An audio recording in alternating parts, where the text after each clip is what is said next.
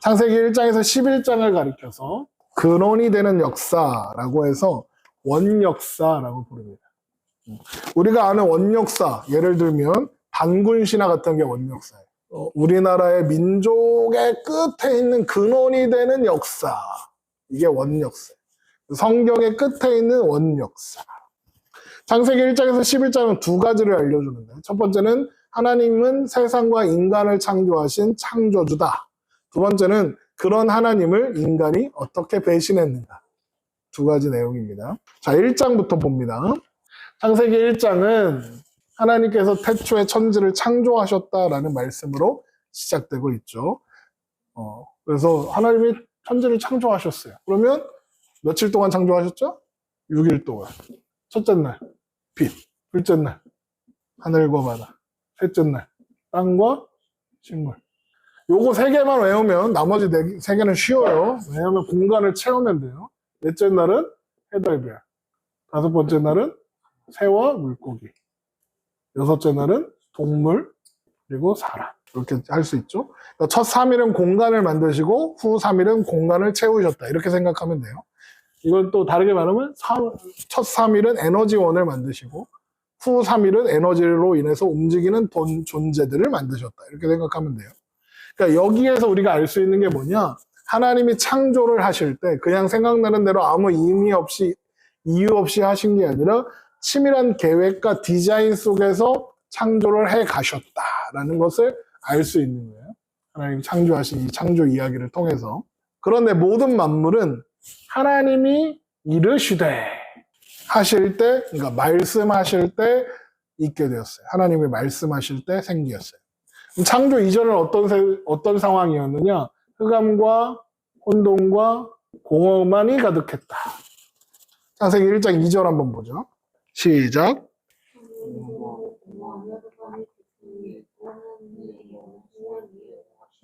어떤 사람들이 이 말씀을 보고 하나님의 영이 수면 위에 운행하신다고요?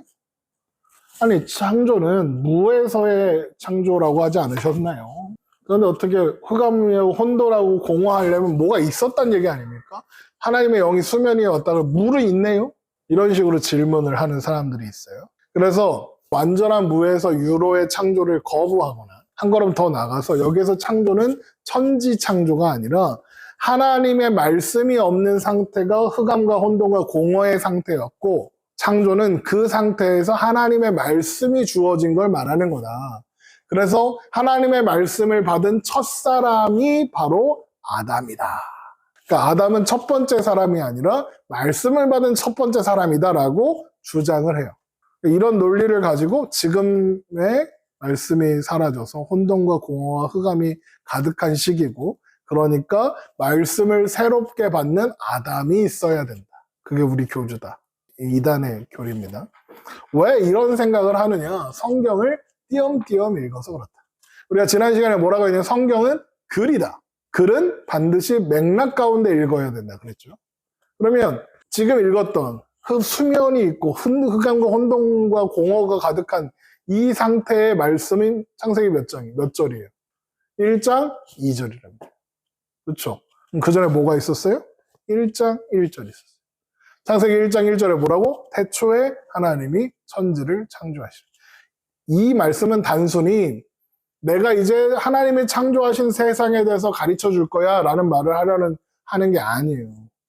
이 말씀은 뭘 얘기하는 거냐? 창조의 시작을 알리는 선언인 거죠.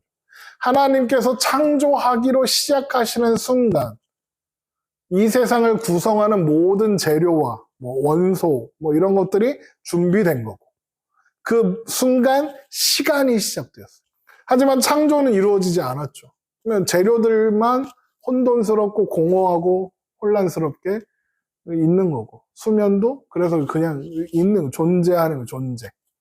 그러니까 모든 상태가 존재하기 시작한 게 태초에라고 하나님께서 그 시간을 시작하시는 순간부터 이미 있었다. 그래서 2절에 뭐가 있는 것처럼 보이는 건 당연한 거다. 왜? 하나님이 천지를 창조하시겠다고 마음 먹은 순간 이 천지를 구성하는 모든 원소와 뭐 재료들이 이미 준비된 거죠.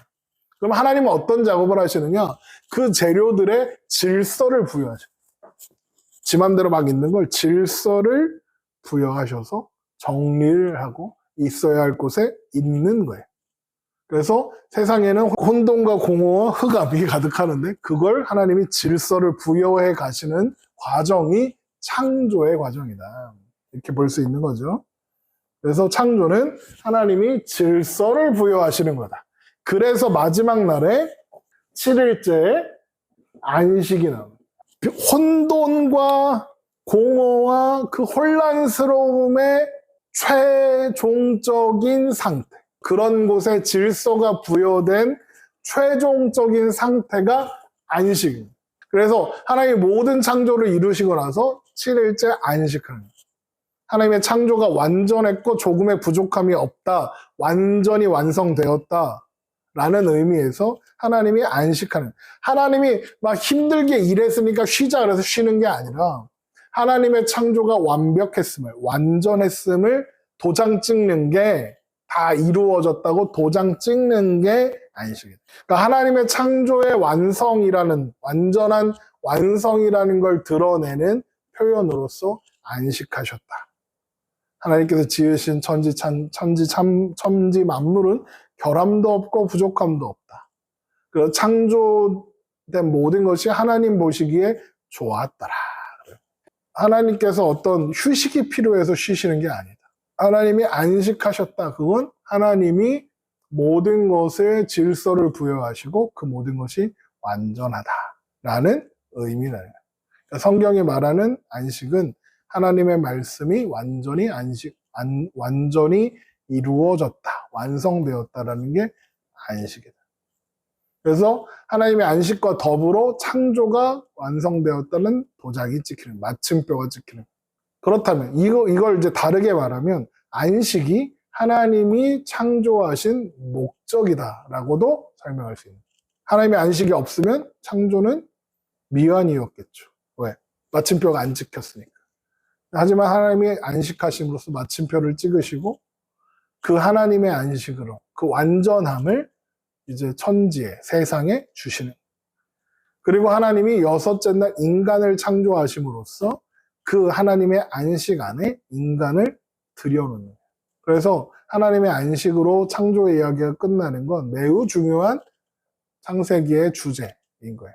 하나님이 만들어 놓으신 완전한 세상에 하나님이 만드신 피조물이 거하게 되고 그로 인해서 하나님 나라에서 하나님의 통치를 받아 누리며 하나님이 주실 수 있는 안식을 받아 누리는 상태가 되었다.